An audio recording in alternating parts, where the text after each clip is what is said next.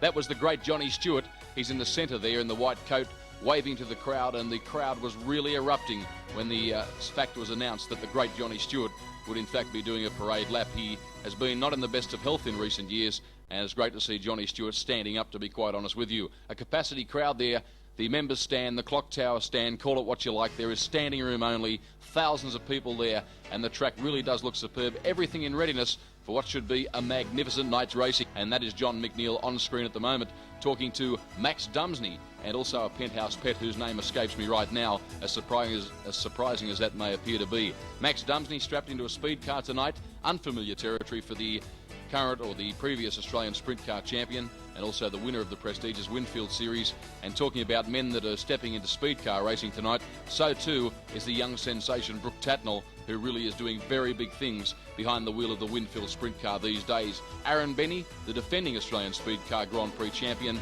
is out of retirement tonight to defend his crown, and he's going to need to be on his very best because he is going to be taking on an all-star cast of the fast. We've got drivers from all over the country, new to provide it. And now we see Heat 1 on this very important night, the 42nd Australian Speed Car Grand Prix. You're going to see a field here comprising some of the best speed car racers in the country. Whatever you do, keep your eyes on the Valvoline America car of Jerry Coons. It's a racetrack these days that doesn't really lend itself to speed car racing. It's a little bit narrow, and that is probably not the major contentious issue. More so the fact that repeatedly we come here year in, year out, and the racetrack does not provide driving opportunities around the High Line.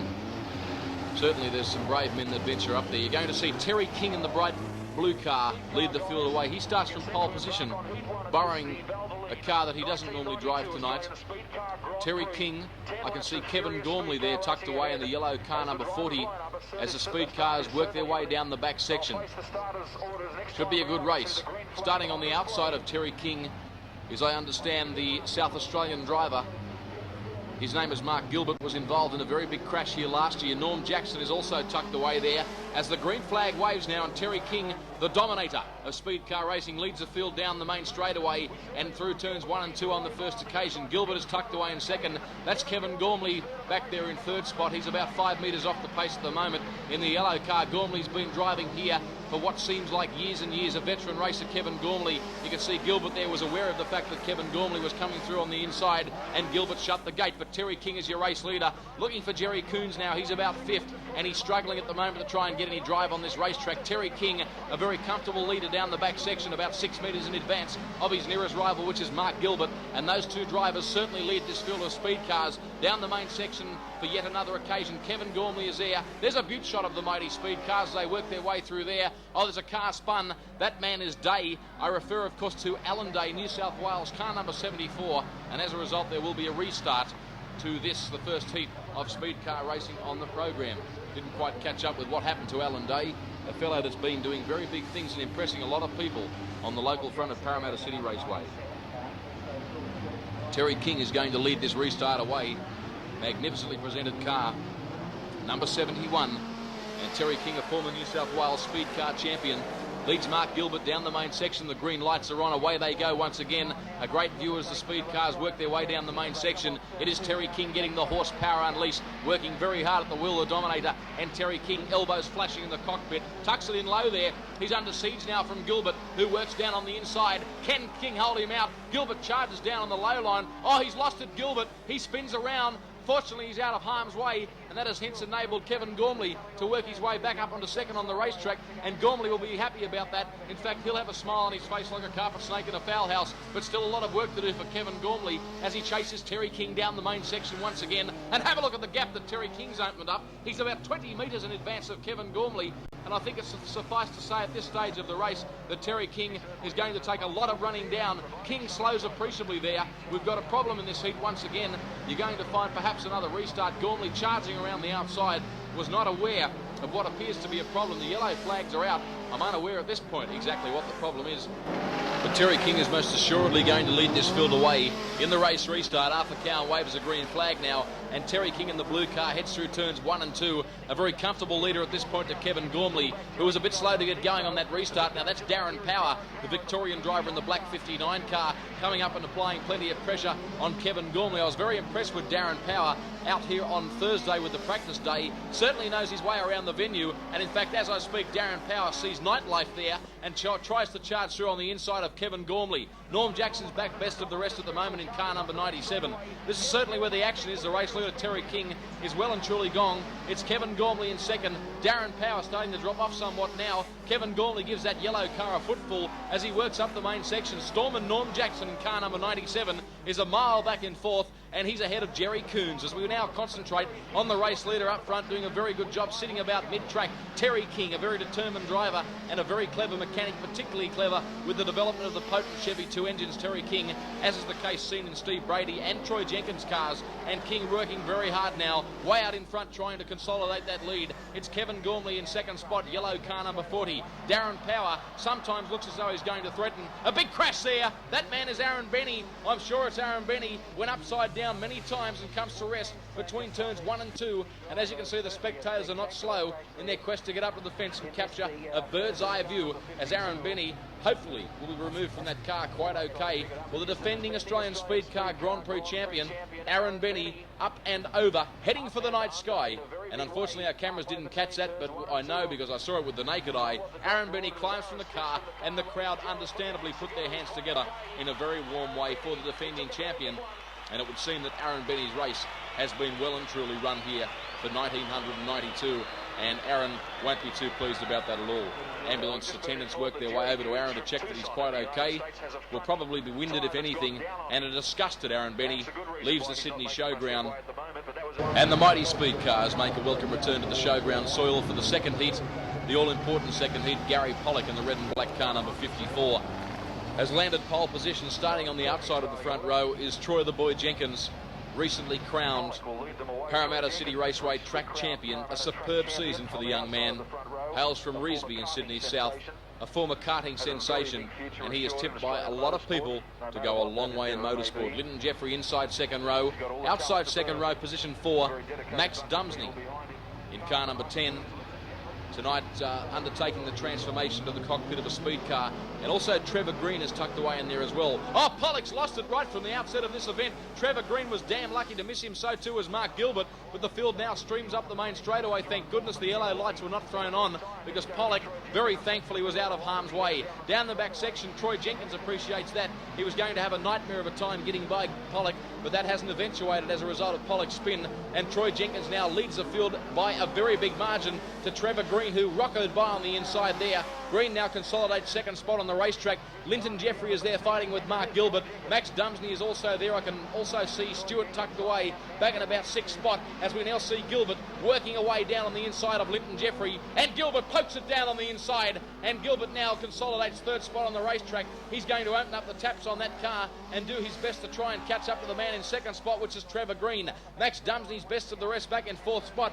But while all that's been going on, our race leader Troy Jenkins is going further ahead. There he is, Troy Jenkins. He's looking very smooth, very balanced as he works his way off turn 4 and up the main straightaway again. Arthur Cowan holds out 5 laps to go. A great battle there between Mark Gilbert and also Mad Max Dumsney. He works away on the inside. It's Trevor Green. He's running second. Troy Jenkins, the race leader. This is the battle for 3rd and 4th. Gilbert and Max Dumsney in car number 10. The former Australian Sprint Car champion and former Winfield ASC champion Max Dumsney doing a damn good job in the speed car tonight. He chases Gilbert very hard. A good shot of the speed cars. They file through there, and Troy Jenkins, a very commanding race leader. He's building this lead lap by lap and is absolutely working away from the field. That's car 58, Trevor Green, the South Australian. He's currently second on the racetrack, and he's working very hard to stay there. As we see now, a very good battle here still going on between Mark Gilbert and also Max Dumsney, and we see Terry King there working his way through, followed by Norm Jackson. They're a mile back and certainly can't be considered a danger as our race leader Troy Jenkins works his way down the back section and does a very good job. Heads up the main straightaway now, Troy Jenkins, in the dying stages of this race heat. 2 for the speed cars, and Trevor Green, car number 58. Not an exciting race. In fact, you'd have to call it boring. They're spread out like an Indian scouting party at the moment. Absolutely no passing whatsoever, but Troy Jenkins is making the most of it. He's first. Second is Trevor Green. Gilbert's still involved in a good scrap with Max Dumsney, and Dumsney now moves a lot closer with 1 lap to go on this one. Troy Jenkins is going to be very happy. He's never won a race by this far in his life, Troy Jenkins. This is going to be the most comprehensive victory of his very short career. Troy Jenkins, he's the leader ahead of Trevor Green. That is Mark Gilbert on screen. He's third ahead of a fast finishing Max Dumsney, but Jenkins gets the checkered flag and a very commanding victory as well. Trevor Green home in second, and the best dice in the race was won by Mark Gilbert back in third ahead of a fast finishing Max Dumsney. No two ways about it. Max Dumsney is starting to come to terms with that speed car. He's got to be considered as being a major threat in the 42nd Australian Speedcar Grand Prix. Heat 3 now about to get underway. The officials signifying one more rolling lap before these fielders dispatched. All important third heat, and we've just been informed by the officials that Mark Gilbert is in fact on this occasion that yellow car starting from pole position. On the outside of him is another Jeffrey. On this occasion it's Paul Jeffrey in car number 91. Alan Day will start inside second row. On the outside of him, the teenage rager, Storm and Brooke Tatnall, also making the transformation to a speed car cockpit tonight.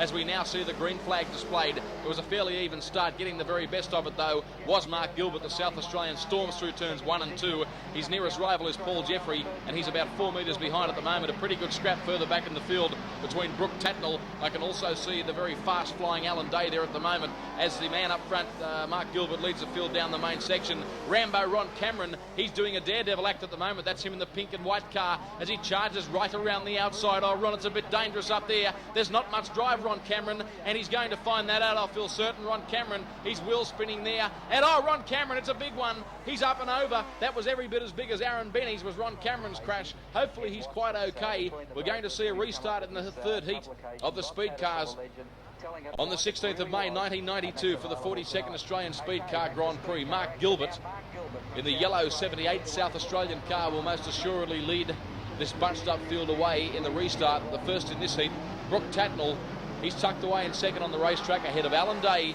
and also Stewart in car number 53 is there, Glenn Stewart. Away they go now. They'd have about 8 laps left to run, I feel certain. Mark Gilbert would have every reason to feel very confident as he charges down the back section. He's setting this field alight, the South Australian Mark Gilbert. He's being pursued very aggressively by Brooke Tatnall at the moment in car number 10. Alan Day's the best of the rest. If anything, Day appears to be slowing the traffic down, and as a result there's a fairly good scrap for the minor placings headed up by Glenn Stewart. I can see Trevor Green in there as well. Johnny Stewart in car number 5 now works his way down on the low line. That was a good pass, Churchy. He goes by on the inside of Trevor Green. There's the action for second and third and fourth on the racetrack at the moment. Alan Day fighting off a very determined Glenn Stewart. Johnny Stewart tucks in on the low line. Trevor Green is also there. In fact, it's a very bunched field as they work their way through up the main straightaway through turns 1 and 2 and try and sort out the minor placing. Your race leader at the moment and doing an absolutely sensational job is the South Aussie Mark Gilbert in car number 78. Second on the racetrack is young Paul Jeffrey, obviously the brother of Linton Jeffrey, obviously the son of Carl Jeffrey, and Paul Jeffrey will be very happy to be running second on the racetrack at the moment. Mark Gilbert, he really is doing it nicely as he heads down the back section. Car number 78 runs past the jam-packed pit enclosure, and Mark Gilbert will certainly run down the main straightaway. A very comfortable leader past Arthur Cowan, past the grandstand area, and Cowan has not put out the white flag yet. I'm hoping to see it fairly soon because this is one of the most boring events I've ever seen in my life, as Mark Gilbert works his way down the main section well and truly in advance. Oh, Alan Day got crossed up there. Johnny Church charges by on the inside. Day got locked up there with Glenn Stewart. As our cameras go skywards there, we can now see Mark Gilbert still a very comfortable leader. Paul Jeffrey is second. Glenn Stewart is also there. John Stewart. Alan Day's a mile back now, and it really is fascinating stuff back there. Brooke Tatnall is now charging. In fact, he's second, and he's chasing Mark Gilbert as hard as he can. Race leader, whilst all this scrapping and running around is going on in the back straightaway, it's Mark Gilbert. Brooke Tatnall is wringing that car's neck at the moment, car number 10, but he can't make any serious impression on the race leader, which is Mark Gilbert, who really is doing a splendid job down the back section. Mark Gilbert, in fact, he's about 50 metres in advance of his nearest rival, Brooke Tatnall. Mark Gilbert up the main section, negotiates turn 4, and Gilbert takes the checkered flag. Brooke Tatnall flies home into second spot. Good one, Brooke. A very good drive as we await the stragglers. Glenn Stewart is going to finish the best of the rest in car number 53, and then came Johnny Church. And whilst the wave was going on, the field are now assembling. for the Australian Speedcar Grand Prix. This event over 25 laps, the 42nd running, a time-honoured race, and stands in history as being one of 3 of the oldest midget speedcar events in the world. Has been won by some great men of our sport. I ran through that for you at the start of the program. Phil Chilton has found himself on pole position in car number 25, and he can't believe his luck, quite frankly. Phil Chilton. On the outside of him, Alan Day, who was involved in a minor skirmish in that previous heat, waiting for the officials to start. Trevor Green, car number 58, stranded between turns 3 and 4. Glenn Stewart will start on the inside of the second row, ahead of Norm Jackson. I guess it's fair to say the drivers to watch is certainly Max Dumsney in car number 10.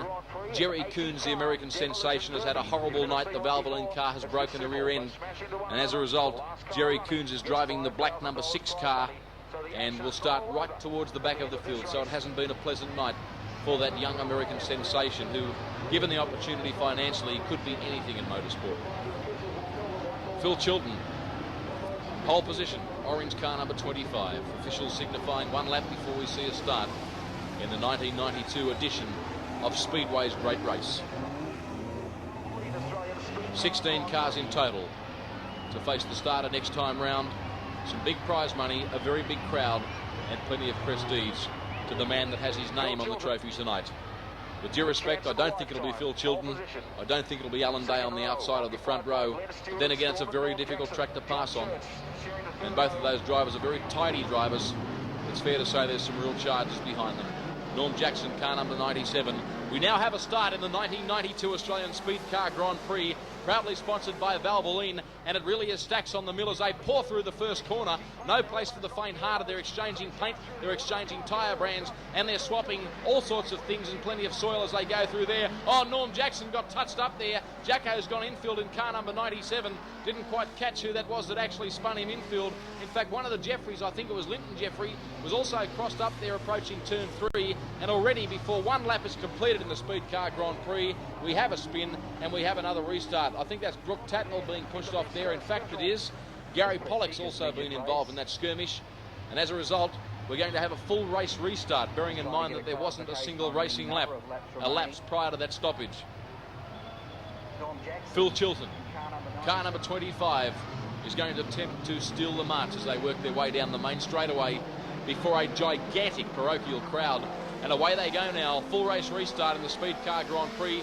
And Chilton is your race leader. Alan Day is now under siege from a fast-flying Glenn Stewart. Stewart wants to go on with the job here. He performed very well on this racetrack last year. He's a very good rookie driver, but Alan Day is full of running, plenty of confidence, sticks the foot in the bucket, and Alan Day is going to run up the main straightaway in second spot. Phil Chilton is a very comfortable race leader, the veteran John Church. He's tucked away in fourth spot, got his hands full at the moment by a driver. I think it's in the shape of Trevor Green in car number 58. Down the back section, Churchy got all crossed up there, and the field behind him had to stand on the brakes momentarily. But as we watch our race leader and doing a fine job, Phil Chilton, he's making me eat my words. He leads Alan Day down the main section. Glenn Stewart is starting to become very impatient as he looks for a way by on the outside or the inside of Alan Day. He's not fussy. He just wants to get around him, and fast. Alan Day second. There goes Stewart now, down on the inside, car number 53. A very good manoeuvre. It was going to happen for a lap or so, and Glenn Stewart sees the opportunity, and he's now in second spot, consolidates that spot, chasing the race leader, which of course is Phil Chilton, as hard as he possibly can. The field are very bunched up. Alan Day there, Johnny Church in car number 5. Churchy goes lawn mowing with the Victor machine. He puts both front wheels on the grass as he heads through turns 1 and 2. Alan Day there, he's on screen, he's third now as a result of being relegated back to that position from Glenn Stewart, car number 53. That's him on screen now. Did a beaut job, and I think Glenn Stewart is starting to reel in our race leader Phil Chilton. Yellow lights are on car 59. That is the Victorian racer, Darren Power. He's gone around sideways, and as a result, another restart to the Speedcar Grand Prix. With a big night, my throat's a bit worse for wear. Bear with me as Phil Chilton collects the green flag. He wants to collect the checkered flag, but I'm suggesting there'd still be plenty of laps left in this motor race. and Phil Chilton runs through turns 1 and 2, sits it in about mid-track. Glenn Stewart will appreciate that opportunity of the restart. He's moving up now on equal terms with our race leader, Phil Chilton. Phil Chilton's eyes, you can see them bulging out of the helmet, concentration plus, as he heads up the main straightaway in that beautifully presented speed car. Glenn Stewart swaps to the outside. Is that green working down on the inside? No, it's not. It's Troy the Boy Jenkins, car number 78. Troy Jenkins it was. I incorrectly called him as Trevor Green a while ago. Troy Jenkins is now very handily placed. A race restart there as a result of a stoppage involving many cars. I apologise to Troy Jenkins fans. I called that car Trevor Green's before. It is Phil Chilton to lead them away. Glenn Stewart, Troy Jenkins is looking for the fast way by. And he finds it, Troy the Boy Jenkins, straight through on the inside. You'd swear blind that was scripted. Glenn Stewart just got right out of the way. So did Phil Chilton. And Troy Jenkins can't believe his luck. The boy from Revesby is flying down the back straightaway. Many good judges would suggest it's all over already, this race. This fellow is very good, Troy Jenkins. Up the main section, Phil Chilton there. I can't believe what happened to Glenn Stewart. He got right offline, and right now he's out of shape and causing a fair bit of drama for the back markers. But in the meantime, Troy Jenkins in car number 78, driving a car with an engine powered by a Terry King car, or a Terry King engine anyway. Troy Jenkins heads the field and continues to lead the Australian Speedcar Grand Prix in fine style. Kevin Gormley, car number 40, blast by. Alan Day's been relegated well back in the pack now. Phil Chilton goes by at the infield. Max Dumsney I can see making a charge now. Troy Jenkins is the race leader. I suppose there's about 10 laps to go. They're very tightly packed. It's Indian file racing down the back section as I try and pick up those drivers for you. It's Alan Day working by on the inside, and it was a beaut manoeuvre too by Mad Max Dumsney in the Valvoline car. He works through now, but that's your race leader, car number 78, Troy Jenkins. He really has the horsepower turned up. He's grimly determined. He wants his name on the 1992 Speedcar Grand Prix trophy, Troy Jenkins, as he tucks it down along the low line and now drifts up high, which is the best way around this place up the main straight. Jenkins. Kevin Gormley, the veteran, tucked away in second. Now can Max Dumsney, who's now worked his way into third on the racetrack, do anything about this commanding lead that Troy Jenkins has built up? They're three very good drivers, Jenkins, Gormley and Max Dumsney. Dumsney, I'm not aware of him being very experienced in speed cars, but it doesn't matter because he's one heck of a race car driver, equally at home in sprint cars and NASCARs, and as you can see, speed cars. Car number 10, Max Dumsney, is starting to close the gap on Kevin Gormley. This is where the real race is as Troy Jenkins continues to open up a very big lead in this race, Max Dumsney now charging at Kevin Gormley. Gormley's aware that Max Dumsney is there, and Kevin Gormley keeps it in low on the racetrack. He now drifts it up high. Troy Jenkins has gone for all life. Don't worry about that. He's a mile in front, Troy Jenkins. Kevin Gormley has got his arms full. He's fighting off the determined Max Dumsney. Not for much longer, because Mad Max, here he comes. He's down on the inside. Oh, Kevin Gormley's all crossed up, and Kevin Gormley cannons into the pit gate. Bad luck for Gormley. He would have at least ran third in this race because the leading trio were half a lap ahead of their nearest rivals. Troy Jenkins will get the restart and will lead the field away in what will hopefully be the final restart of the Australian Grand Prix for 1992. Max Dumsney will be delighted. Troy Jenkins will be angry. He had that race absolutely shot to pieces. But that's the nature, the glorious uncertainty of speedway racing. Never all over till the checkered flag is dropped as we see Jenkins and Max Dumsney on the race restart, running side by side, wheel to wheel through turns 2 there, and now up the main section again as they approach that anyway, turns 3 and 4 now. Troy Jenkins has got a problem here because Max Dumsney is driving very well. That car is certainly working well when it matters most in the dying stages of this race. Troy Jenkins and Max Dumsney, and folks, we've got a race on our hands in the 1992 Valvoline Australian Speedcar Grand Prix. This is where it's all happening up front before 25,000 screaming spectators. Another corner to negotiate for Troy Jenkins, and he rockets up the main straightaway. Now can Dumsney do anything about it? He works his way on the inside. Can he what? Max Dumsney storms through, and we have a new leader with about 3 laps to go. Max Dumsney, a great inside pass, and Max Dumsney now leads the Australian Speedcar Grand Prix in sensational style. Car number 10, he approaches the main straightaway. Troy Jenkins, it was a good drive. You might have to settle for second. It looks as though Norm Jackson's back there in third in car number 97 as the field now approach yet another lap at the Sydney Showground.